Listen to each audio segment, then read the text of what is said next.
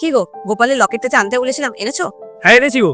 আর ভাই বলছিল ভাইও একটা দেবে, তো আমি বললাম ভাই আবার আলাদা দেবে কেন, তাই জন্য একটা দামি নিয়ে আসি। এবার দামি দেখে লকেট নিয়ে এসছি। কি গো, গোপালের লকেটটা এনেছো? না না, আমি আনিনি। ওই দাদা ফোন করেছিল, দাদা বললো যে তুই যখন গোপালের লকেট তুইও নিবি, তো একটা কাজ করি, আমি নিয়ে নি, তোকে আর আলাদা করে নিতে হবে না। দাদা বললো যে কাজকর্ম তোর তো এখন ঠিকঠাক চলছে না, তো এখন অত খরচা করতে যাস না। বাহ, কি দারুণ! দাদার চামচা কথাকারের। দাদাও বললো, তুমি সেটা মেনে নিলে, তাই তো? এখানে তো দাদা হিরো হয়ে গেল। আর আমি আমি কি? এখন তো বৌদি আমাকে আরো উঠতে বসতে কথা শোনাবে। তুমি তো সেটাই চাইছিলে, তাই না? তুমি কেন ভাইটা আনতে গেছো? ভাই যখন আনবে বলেছিল আনতো, তুমি এবার কেন বলতে গেলে? তোমার কি টাকা বেশি হয়েছে?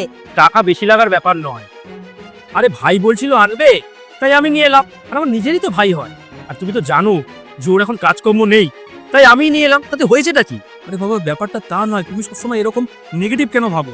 দাদা আমাকে বললো যে দেখ এখন তোর কাজকর্ম সেরকম ভাবে নেই, তুই নিস না, আমি নিয়ে নিচ্ছি একই বাড়ির মধ্যে। আর তাছাড়া আমরা দুই ভাই, আলাদা আলাদা কেন নেবো? আমিও দাদার কথাটা মেনে নিলাম, ভাবলাম যে ঠিক আছে, কোনো ব্যাপার নয়। আজকে দেখো এই বছর দাদা নিয়ে এসছে, পরের বছর আমি নিয়ে আসবো। তো সমস্যাটা কোথায়? সমস্যা আছে। আর সমস্যাটা হচ্ছে আমার মান সম্মানের, যেটা তোমার না থাকতে পারে কিন্তু আমার আছে। আমি তো সবার সামনে ছোট হয়ে গেলাম। আমি কি মুখ নিয়ে এখন যাবো? হ্যাঁ, বৌদি তো আরো এখানে আমাকে কথা শোনানোর জায়গা পেয়ে গেল। আর মার সামনেই বা আমি কিভাবে দাঁড়াবো? তুমি আমাকে বলতে পারো? হ্যাঁ, তোর নিজের ভাই তো কি? নিজের ভাই বলে তো সবকিছু উজাড় করে দেবে নাকি ওকে? তুমি বাদ দাও তো, এসব কথা বলো না। আর আমার ভাইয়ের ব্যাপারটা আমাদের বুঝে নিতে দাও। আর কালকে পুজো আছে, তুমি সেই পুজোর কথাটা ভাবো। দেখো, তুমি যদি সমস্যা মনে করো তাহলেই সমস্যা।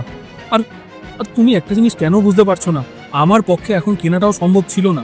আর এই বছর দাদা কিনেছে, আমি বলছি তো আমি সামনের বছর দাদাকে কিনতে দেবো না, আমি নিজে একটা ভালো দেখে লকেট গোপালের জন্য নিয়ে আসবো। সামনের বছর? এই সামনের বছরটা যে তোমার কবে আসবে আমার জানা নেই। প্রত্যেক বছর একই ডায়লগ, এই বছর পাচ্ছি না, সামনের বছর। সব সময় খালি দাদা দিয়ে দিচ্ছে, আমি পরের বছর দেব। তুমি না দাদার ওই পদপৃষ্ট হয়েই থাকো, তোমাকে আর কোনোদিন কিছু করতে হবে না। এভাবে একসঙ্গে একটা বাড়িতে থাকা সম্ভব নয়। আমি এক্ষুনি ভাইকে রাখছি, দাঁড়াও। মুদির কি আবার ডাকছো কেন?